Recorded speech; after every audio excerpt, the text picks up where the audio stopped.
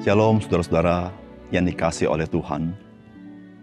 Ketika kita masuk ke dalam hidup yang baru di dalam Yesus Kristus, maka Tuhan menjadikan kehidupan kita kehidupan yang baik. Kehidupan yang bisa memuliakan Tuhan. Kehidupan yang memiliki kepekaan akan berkat Tuhan. Sehingga hidup itu menjadi indah karena kita bisa bersyukur kepada Tuhan. Saudara, apakah itu yang nyata dalam kehidupan saudara sebagai orang percaya? Salam jumpa dalam program Tuhan adalah Gembalaku.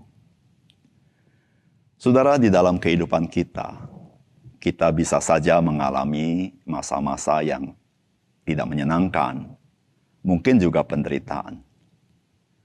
Saudara, ketika kita mengalami masa seperti itu, apa yang ada di pikiran saudara? Ada orang Kristen, ketika mereka mengalami masa-masa sulit dan penderitaan, yang ada dalam pikiran mereka adalah mereka mengingat masa-masa sebelum mereka percaya Tuhan Yesus.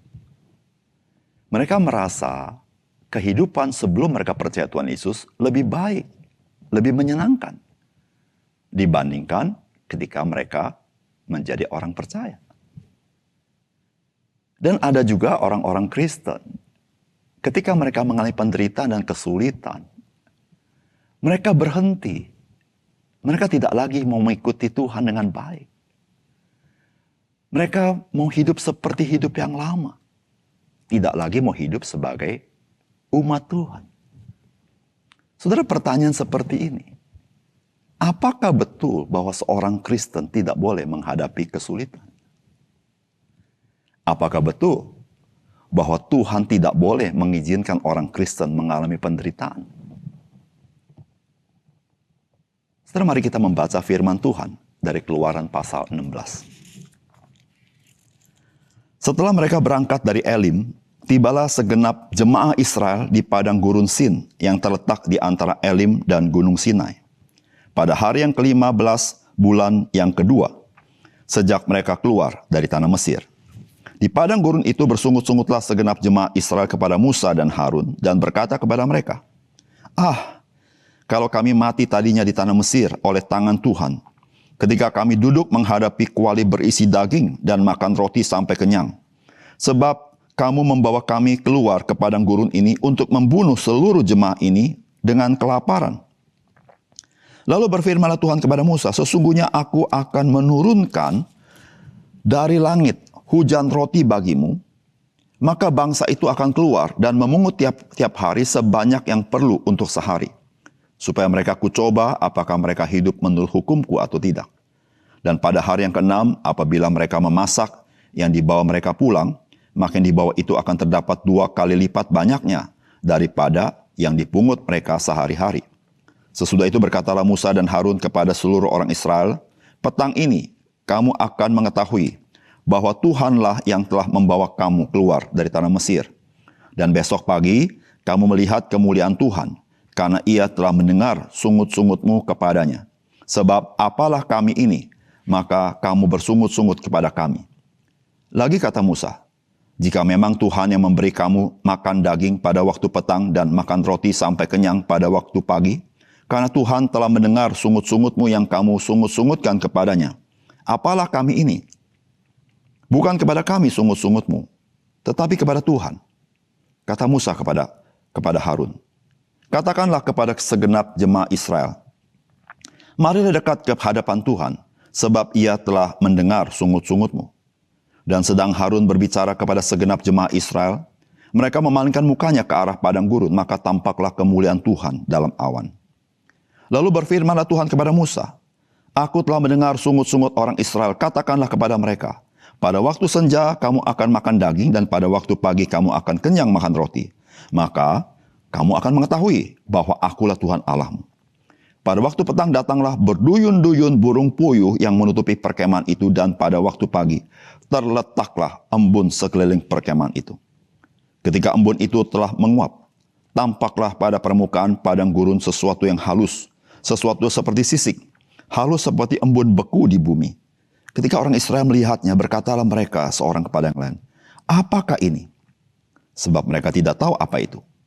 Tetapi Musa berkata kepada mereka, inilah roti yang diberikan Tuhan kepadamu menjadi makananmu. Beginilah perintah Tuhan, pungutlah itu. Tiap-tiap orang menurut keperluannya. Masing-masing kamu boleh mengambil untuk seisi kemahnya. Segomer seorang menurut jumlah jiwa. Demikianlah diperbuat orang Israel. Mereka mengumpulkan, ada yang banyak, ada yang sedikit. Ketika mereka menakarnya dengan gomer, maka orang yang mengumpulkan banyak tidak kelebihan dan orang yang mengumpulkan sedikit tidak kekurangan. Tiap-tiap orang mengumpulkan menurut keperluannya. Musa berkata kepada mereka, seorang pun tidak boleh meninggalkan daripadanya sampai pagi. Tetapi ada yang tidak mendengarkan Musa dan meninggalkan daripadanya sampai pagi, lalu berulat dan berbau busuk, maka Musa menjadi marah kepada mereka. Setiap pagi mereka memungutnya, tiap-tiap orang menurut keperluannya. Tetapi ketika matahari panas, cairlah itu. Dan pada hari yang ke-6 mereka memungut roti itu 2 kali lipat banyaknya. 2 gomer untuk tiap-tiap orang, dan datanglah semua pemimpin jemaah memberitahukannya kepada Musa. Lalu berkatalah Musa kepada mereka, ini yang dimaksudkan Tuhan. Besok adalah hari perhentian penuh, Sabat yang kudus bagi Tuhan.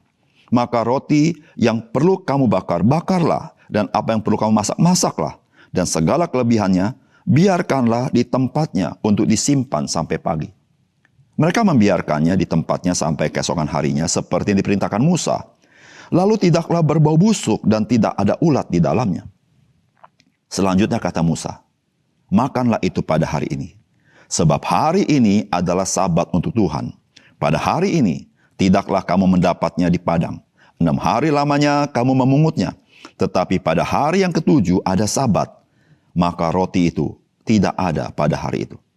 Tetapi ketika pada hari ke-7 ada dari bangsa itu yang keluar memungutnya, tidaklah mereka mendapatnya. Sebab itu Tuhan berfirman kepada Musa, berapa lama lagi kamu menolak mengikuti segala perintahku dan hukumku? Perhatikanlah, Tuhan telah memberikan Sabat itu kepadamu. Itulah sebabnya pada hari ke-6, Ia memberikan kepadamu roti untuk 2 hari. Tinggallah kamu di tempatmu masing-masing. Seorang pun tidak boleh keluar dari tempatnya pada hari ke-7 itu. Lalu beristirahatlah bangsa itu pada hari ke-7. Umat Israel menyebutkan namanya mana.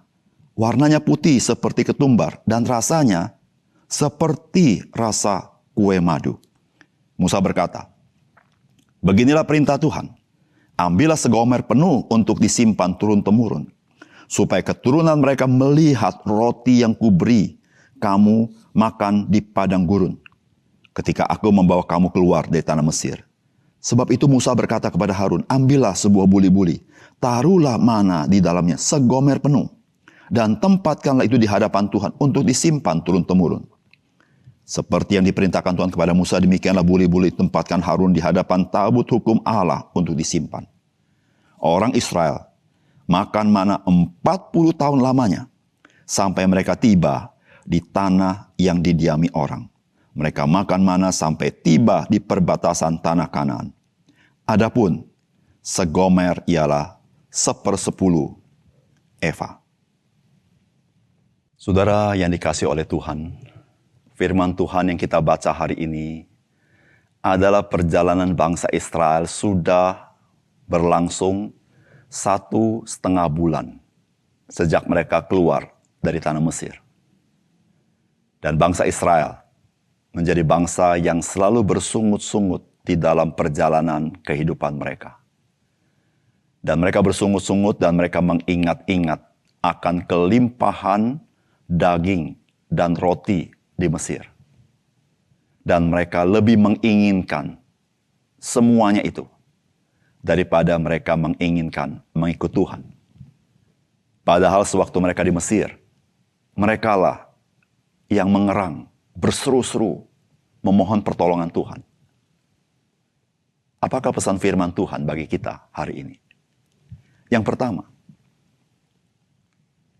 sebagai orang percaya, janganlah kita menginginkan kembali kepada kehidupan manusia lama kita setelah kita menerima hidup baru di dalam Kristus. Ayat 2 dan 3 mengatakan, di padang gurun itu bersungut-sungutlah segenap jemaah Israel kepada Musa dan Harun. dan berkata kepada mereka, "Ah, kalau kami mati tadinya di tanah Mesir oleh tangan Tuhan, ketika kami duduk menghadapi kuali berisi daging dan makan roti, sampai kenyang, sebab kamu membawa kami keluar ke padang gurun ini untuk membunuh seluruh jemaah ini dengan kelaparan." Bayangkan apa yang orang Israel katakan. Bayangkan bagaimana perkataan ini, perkataan yang sangat menyakitkan hati Tuhan. Mereka rela mati di Mesir hanya karena mereka bisa makan kenyang dan makan enak. Dan mereka tidak rela sedikit menderita ketika mereka mengikut Tuhan. Saudara, biarlah bagian firman Tuhan ini menjadi refleksi bagi kita. Apakah kita sebagai orang percaya memiliki pikiran seperti bangsa Israel, mencintai hidup yang lama, bahkan rela mati demi hidup yang lama, yaitu hidup di dalam dosa. Namun ketika kita mengalami sedikit kesulitan, sedikit penderitaan karena kita ikut Tuhan, kita tidak rela. Saudara, sebagai orang percaya, marilah kita tidak menyakiti hati Tuhan dengan merindukan kembali hidup yang lama itu. Dengan berkata bahwa hidup yang lama lebih baik daripada hidup yang baru. Karena apa yang Tuhan berikan kepada kita, Dia berikan yang baik dalam hidup kita. Dia tidak memberikan yang buruk. Kesulitan, penderitaan, tantangan, tidak sama dengan tidak baik. Semuanya itu Tuhan sediakan bagi kita. Supaya kita bertumbuh. Semakin hari semakin dewasa. Semakin hari semakin menyatakan kemuliaan Tuhan. Bahkan kita bisa menyaksikan dalam segala kesulitan itu. Tangan Tuhan yang kuat yang menyertai kita. Oleh karena itu, saudara, ketika kita menghadapi kesulitan, belajarlah bersyukur kepada Tuhan. Mengapa kita bersyukur? Kita bersyukur, kita menghadapi kesulitan saat kita sudah berada dalam hidup yang baru. Karena dengan demikian, kita memiliki kepastian akan pertolongan Tuhan. Kita memiliki kepastian akan rancangan Tuhan yang baik. Segala kesulitan, penderitaan, kita tahu di dalam Tuhan tidak pernah sia-sia. Yang kedua, saudara, firman Tuhan mengajar kepada kita. Tuhan itu mendengar apa yang kita gumulkan. Oleh sebab itu janganlah kita bersungut-sungut.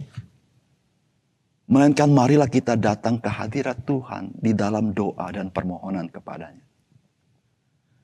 Saudara, itu dikatakan di ayat 8. Lagi kata Musa, jika memang Tuhan yang memberi kamu makan daging pada waktu petang dan makan roti sampai kenyang pada waktu pagi.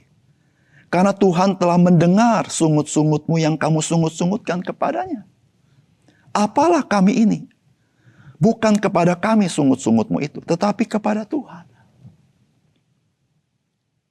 Saudara-saudara, apa yang kita katakan, apa yang kita ucapkan, apa yang ada di dalam hati kita, sungut-sungut kita, kekesalan kita, amarah kita, kekecewaan kita. Saudara, Tuhan mendengarkannya. Tuhan menjadi saksi apa yang kita ucapkan. Itulah yang Musa katakan. Ketika bangsa Israel bersungut-sungut, bukan bersungut-sungut kepada Musa dan Harun. Meskipun mereka berbicara kepada Musa dan Harun. Tetapi sungut-sungut mereka sampai di hadirat Tuhan. Dan kita bersyukur, Tuhan penuh kasih karunia. Tuhan bisa saja murka, membinasakan mereka. Tetapi Tuhan penuh kasih karunia. Bayangkan, saudara. Apa yang mereka butuhkan? Mereka butuh daging, Tuhan kirimkan. Mereka butuh roti, Tuhan kirimkan. Dan Musa berkata, kalau kamu terima semuanya itu, karena Tuhan mendengar sungut-sungutmu. Saudara yang kasih dalam Tuhan. Bukankah lebih baik kita datang kepada Tuhan dengan hormat dengan kasih di dalam doa kita kepadanya. Daripada kita bersungut-sungut. Bukankah kita mengenal Bapa di sorga, Bapa yang baik. Bapa yang sayang dengan anak-anaknya. Kita mengenal juru selamat kita yang rela mati menanggung dosa kita. Yang menyerahkan seluruhnya bagi hidup kita. Kita mengenal Roh Kudus yang tidak pernah meninggalkan kita. Memberikan sukacita, damai sejahtera dalam hidup kita. Bahkan memberikan kelimpahan dalam hidup kita. Apatah kebaikan Tuhan patut dibalas dengan sungut-sungut kita. Saudara-saudara yang kasih dalam Tuhan. Tuhan dengar apa yang kita katakan. Marilah saudara, ketika kita ada pergumulan, kita datang kepadanya dengan kasih. Karena kita orang percaya, kita mengenal Tuhan kita. Dan Tuhan mengenal kita. Yang ketiga, saudara, firman Tuhan hari ini mengajar kepada kita. Janganlah kita menjadikan berkat Tuhan sedemikian sehingga menjadi halangan bagi kita untuk beribadah kepada Tuhan.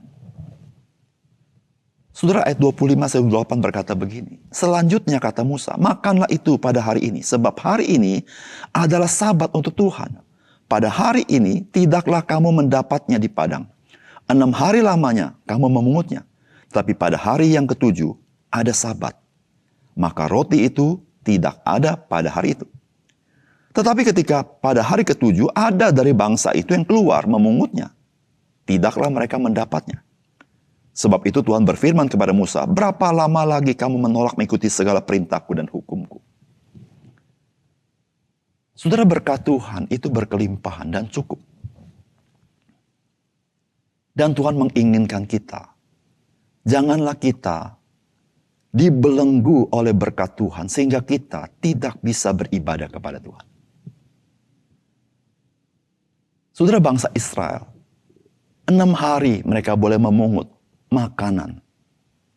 Tetapi pada hari yang ketujuh, hari Sabat, Tuhan tidak menyediakan. Untuk apa? Supaya berkat Tuhan tidak menghalangi mereka beribadah kepada Tuhan. Saudara bisa bayangkan, ketika waktunya mereka harus beribadah kepada Tuhan, mereka sibuk memunguti berkat-berkat Tuhan itu. Mereka lupa kepada Sang Pemberi berkat. Mereka meninggalkan Sang Pemberi berkat untuk menjemput berkat-berkat Tuhan.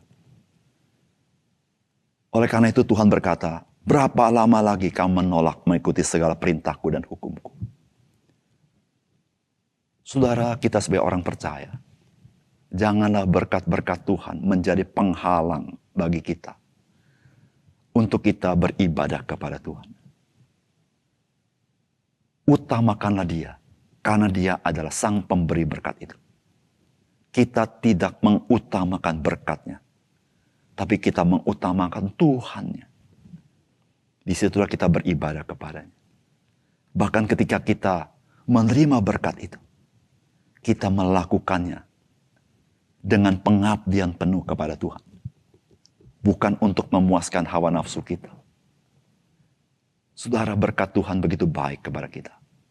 Namun, ketika kita memakainya sesuai hawa nafsu kita, berkat itu bisa menjadi kutuk dalam hidup kita. Bukan karena berkat itu tidak baik. Namun, dosa-dosa yang kita lakukan melalui berkat itu akan kembali menjadi sesuatu yang tidak baik dalam hidup kita. Berbahagialah kita yang selalu mengutamakan Tuhan. Dengan demikian, berkat yang baik tetap baik dalam hidup kita. Mari kita berdoa. Bapa di surga, terima kasih untuk kebahagiaan firman Tuhan yang begitu indah yang kami belajar hari ini. Bagaimana Tuhan Engkau mendengar apa yang dikeluhkan dalam hati kami, apa yang diucapkan dalam bibir kami. Ya Tuhan, bantu kami ketika kami sadar akan hal itu. Kami dengan hormat datang kepada Tuhan dalam doa dan permohonan kami. Karena kami mengenal Bapa yang di surga, Bapa yang baik. Bapa yang tidak memberikan yang jahat kepada kami. Bapa yang mau mendengar seluruh doa kami. Ya Tuhan, biarlah Engkau tolong kami. Supaya kami sungguh-sungguh mengutamakan Engkau daripada yang lain. Karena berkat yang Kau berikan kepada kami, memberitahukan Tuhan peduli kepada kami. Tuhan bantu kami menghormati Tuhan di dalam kehidupan kami. Sehingga berkat yang baik tetap menjadi kebaikan dalam hidup kami. Terima kasih untuk firman-Mu. Dalam nama Tuhan Yesus kami berdoa. Amin.